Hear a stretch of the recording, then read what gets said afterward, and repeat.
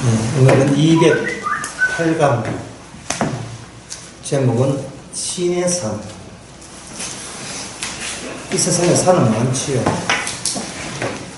각 지역마다 산들이 많은데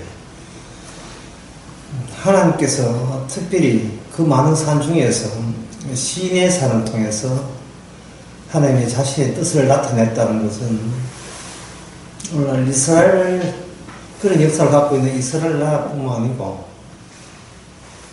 많은 사람한테도 상당히 기이한 거예요. 왜냐하면 사람들이 평소에 늘 궁금한 게 신자라도 궁금한 게 뭐냐면 하나님이 살아있으면 좀 보여달라는 거예요. 그게 믿는 사람을 해서 안 믿는 사람도 그런 식으로 공격을 하고, 그리고 믿는 사람 본인도 늘 믿음이 지속되는 거 아니잖아요. 어떤 때는 내가 안 믿는 게 아닌가, 내가 하나님이 없는 데 있다고 그냥 내가 지어내놓고 그냥 믿는 게 아닌가 의심이 하루에도 몇 번 들지요. 그런데 그걸 확인할 길이 없다는 겁니다. 물론 신약에서 사도 바울은 말하기를 십자가를 보라, 이렇게 십자가 눈앞에 보인다 했지만 십자가 눈앞에 안 보이죠. 그리고 요한 1서에 보면 하나님이 살아계시고 하나님이 일한다는 것은 성령을 통해서 한다고 요한 1서에 나와있다고. 근데 문제는 성령조차 눈에 안 보인다는 거예요. 주께서 너를 사랑했다는데 이 사랑이라 하는 것은 인간 세상에서 너무 많아요. 그 사랑하지만 그 사랑 중에 어느 사랑이 진짜 사랑이고, 그렇고 그런 사랑 중에 일부라면 그 사랑이라는 것도 인간의 욕구의 한 방편으로 또는 양태로서 인간의 욕심의 결과물로서 사랑을 지어냈다고 이야기할 수 있잖아요. 워낙 인간은 사랑을 원하니까 신에 대하여 사랑해 주세요 하다가 신님께서 우리를 사랑했다고 일방적으로 자기 주장을 얼마든지 펼칠 수 있다 이 말이죠. 그래서 근본적으로 우리가 생각해야 될 것은 뭔가 하나님이 나타나고 살아있으면 하나님이 살아있다면 우리 살아있다고 여기는 인간들처럼 눈에 보일 것이고, 그러면 더 믿음이 더 정진되고 확신되겠다, 그런 생각을 지을 길이 없습니다. 그런데 그 성경에 보면 하나님께서 개인적으로 나타난 것은 출애굽기 이제 이스라엘이 나라가 생겨난 뒤에 개인적으로 모세에게 자주 나타났습니다. 근데 모세에게 나타나봐도 소용이 없는 게, 그거는 개인적 체험이잖아요. 다른 사람 체험은 아니다. 이 모세는 참 좋겠다. 하나님 만나서 혼나든지 안 그러면 겁나든지 간에 나타났으니까, 그러면 모세야 자기가 하나님을 직접 봤기 때문에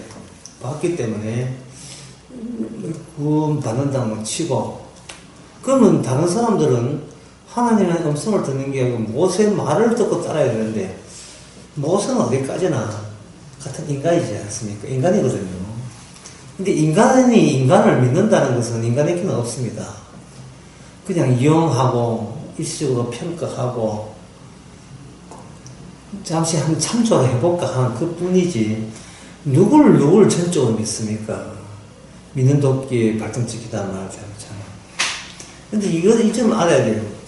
이 성경에 보면 모세조차도 하나님이 그렇게 자주 나타나시면, 모세조차도 나타나는 하나님이 이야기할 때 그 하나님을 안 믿었다는 사실입니다. 전적으로.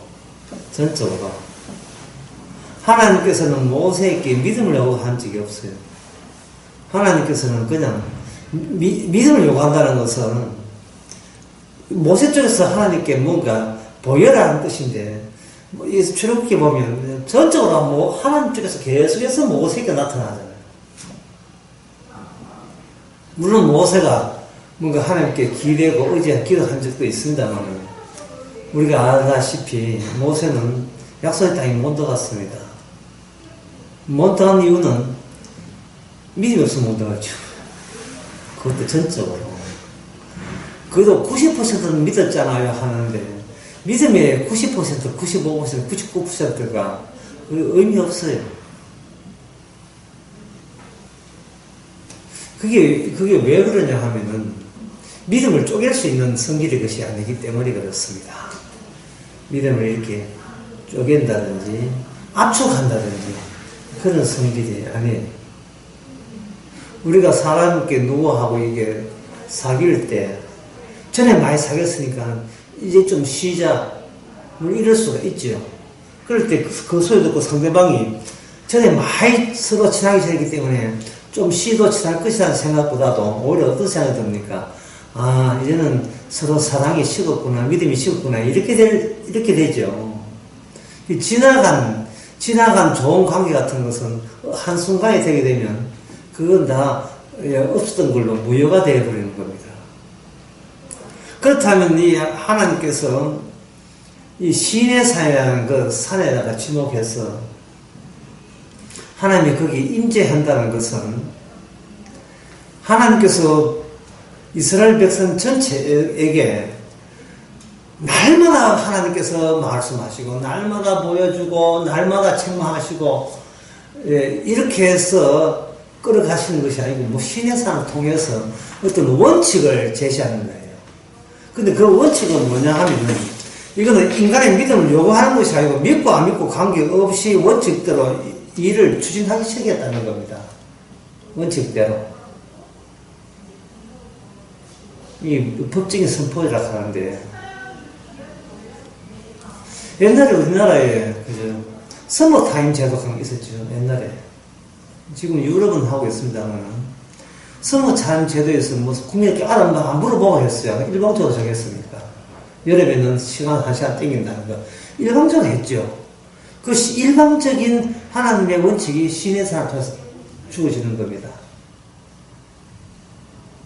여기 인간의 모든 의견을 인정한다가 아니라 인간의 의견은 안 듣겠다는 거예요. 시내산 특징이. 그래서 이렇게 되면 처음부터 제가 한 질문 자체가 잘못된 질문이에요. 하나님을 보여주시면 하나님 믿겠습니다는 질문 자체가 왜 잘못됐냐 하면은 이건 어디까지나 인간이 누구를 대상으로 지금 제안을 하는 거잖아요. 하나님을 대상으로 제안하는 거죠. 근데 시내산을 통해서 그런 제안 같은 것은 하나님 앞에 통하지 않는다는 겁니다. 예, 그게 하나님을 믿어줄 테니까 나타나고 우리 눈에 보여주면 믿어주겠습니다 할 때 하나님께서 누구 날 믿어갖고 내가 니한테 요청한 적 없다는 거예요. 이 세상이라 하는 것은 인간에게 하나님 앞에서 부탁을 한 적이 없어요. 정말 우리가 믿는다면 그걸 믿어야 돼요. 우리 인간이 존재할 때 우리가 부탁해서 이런 식으로 사양은 이렇게 해주시고 목소리는 깨꼬리같이 뭐 키는 몇 센치 그런 컨셉 정해가지고 우리가 하나님 앞에 요구했습니까? 주문 제작 해달라고 요청한 적이 있습니까? 우리가 태어날 때 그런 거 없지요. 일방적으로 태어난 거예요. 이 모습이 그대로. 네, 그걸 한번 생각해 보세요. 안 보여주고 일하겠다는데 네가 왜 굿머리 많이 하냐? 왜 말이 많아? 중요한 것은 네가 보고 안 주고 하는 것이 아니고 내 쪽에서 제시하기 전에 먼저 주님 쪽에서 확 다가온 게 뭐냐? 그건 바로 시내산에서 보여줬던 19장에 보면 바로 불입니다. 이거는 출애굽기 3장에도 모세가 나타날 때 하나님께서 불 가운데 나타났습니다. 떨기나무의 불 가운데. 그리고 출애굽기 그 시내산 그 19장에 보면 시내산 전경이 나와요. 근데 완전히 불덩거리 나타납니다. 이게 신명기 5장에도 마찬가지로 나는 소멸하는 불이다. 나 하나님은 소멸하는 불이다. 소멸하는 걸 이렇게 생략하면 나는 불이다. 나는 불이다. 그러니까 가까이 할 수가 없지요. 멀찍이 떨어져야 되겠죠. 그러면 하나님의 모든 말씀은 어디서 나온다? 불 속에서 나오죠. 그것도 소멸한 불 속에서 나오죠. 그럼 하나님은 어떤 분입니까? 세상을 불로서 소멸하시는 분이 하나님입니다. 자, 여기서 그 이야기를 들었던 그 이스라엘 백성들은 뭐만 알면 돼요? 그 소멸하는 이유, 원칙, 원리, 법칙, 그것만 알아채면 되죠. 그게 바로 소멸하신 분이 불 속에서 나온 게 십계명이고, 십계명은 10가지 계명으로 되어 있고, 그 계명을 못 지키는 자에게는 저주가 있을지어다. 그게 모세 언약이라는 겁니다.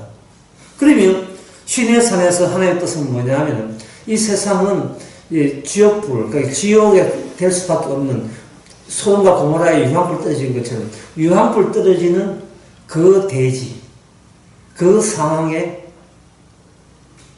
이 건물도 지금 놓여있고, 우리 인생은 잠시 몇십 년 전에 나타났다가 지금 살아가고 있습니다. 말레이시아 가봐도 역시 그 유황불, 한국에서 봐도 유황불. 바로 성도를 하는 것은 복음 믿겠습니다고 제시할 게 아니고 일반적으로 확 다가오는 하나님의 원칙 안에서 우리는 몸 빠져나간다는 이걸 감사해야 되겠어요. 어떻게 받아들이겠습니까? 내한테 의존도 안 하고 이래 군지렁거려야 되겠어요. 이걸 감격해야 되겠습니까? 감격해야 되겠죠. 이게 바로 세상으로부터의 자유로운 선도입니다.